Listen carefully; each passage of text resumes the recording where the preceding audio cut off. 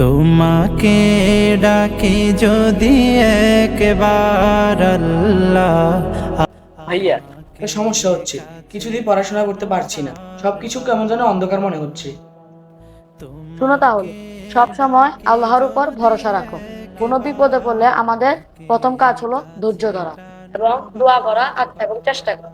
আল্লাহ সব সমস্যার সমাধান দেবে। ভুলে যাই আমাকে দিও ঠাই, যদি পথ ভুলে যাই। আসসালামু আলাইকুম। ওয়ালাইকুম আসসালাম ওয়া রাহমাতুল্লাহ। রাহাত, একটা বড় বিপদে পড়েছি। একটা বড় পরীক্ষা আমি ফেল করে ফেলছি, এখন কি করব? জামিল, সবকিছু আল্লাহর ইচ্ছায় হয়। হয়তো এই ফেলটাই তোমার জন্য একটা শিক্ষা। এখন চেষ্টা করো, আল্লাহর উপর ভরসা রাখো, দোয়া করো আর প্রস্তুতি নাও, সব ঠিক হয়ে যাবে ইনশাআল্লাহ। কিন্তু রাহাত, আমি খুব ভয় পাচ্ছি। জহির, মনে রাখো, আল্লাহ আমাদের কখনো সামর্থ্যের বাইরে কোনো পরীক্ষায় দেন। এটা হলো প্রকৃত মুমিনের করণীয়। ধৈর্য ধারণ করা, চেষ্টা করা আর আল্লাহর উপর ভরসা রাখা। বনে যাই প্রতিদিন গুনাহের জাল, স্বপ্নেরা আসসালামু আলাইকুম ওয়া রাহমাতুল্লাহ। ওয়ালাইকুম আসসালাম। আলহামদুলিল্লাহ, তোমরা কেমন আছো? আলহামদুলিল্লাহ, আমরা দুজন ভালো আছি। সবসময় মনে রাখো, আল্লাহর উপর ভরসা রাখো। একজন মুমিনের সবচেয়ে বড় শক্তি। যখন বিপদ আসে তখন আল্লাহ আমাদের পরীক্ষা করেন যে আমাদের ধৈর্য কতটুকু। তোমরা কখনো হতাশ হইও না। আচ্ছা আচ্ছা, আমি সবসময় ধৈর্য ধারণ করার চেষ্টা করি। শুধু ধৈর্য নয়, সঠিক পথে চলতে হবে এবং নামাজ, দোয়া, ইবাদত করতে হবে। আল্লাহ তোমাদের সকল বিপদ দূর করবে ইনশাআল্লাহ।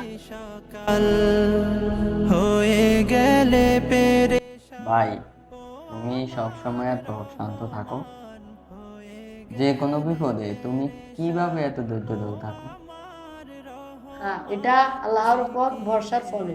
আল্লাহ তাআলা বলেছেন, ধৈর্যশালীদের জন্য আছে বিশাল এক ধরনের পুরস্কার। তুমি যদি বিপদে হতাশ না হয়ে বরং চেষ্টা করো আর ধৈর্য ধরে থাকো, তাহলে আল্লাহ তাআলা তোমাকে সেই পুরস্কার দেবেন ইনশাআল্লাহ। প্রতিদিন তুমি ছাড়া কে। মনে রাখো, মুমিনের জীবনে বিপদ আসবে, কিন্তু সেই বিপদে আমাদের করণীয় হলো ধৈর্য ধরতে হবে, চেষ্টা করতে হবে। কিন্তু আমি যদি আবার ব্যর্থ হই? ব্যর্থতা কোনদিন শেষ নয়, এটা আল্লাহর পক্ষ থেকে নতুন কিছু শেখার সুযোগ। আল্লাহ বলেছেন, আশা করো তিনি তোমাকে সঠিক পথ দেখাবেন। তাহলে আমাদের সবসময় আল্লাহর ইচ্ছায় রাজি থাকতে হবে।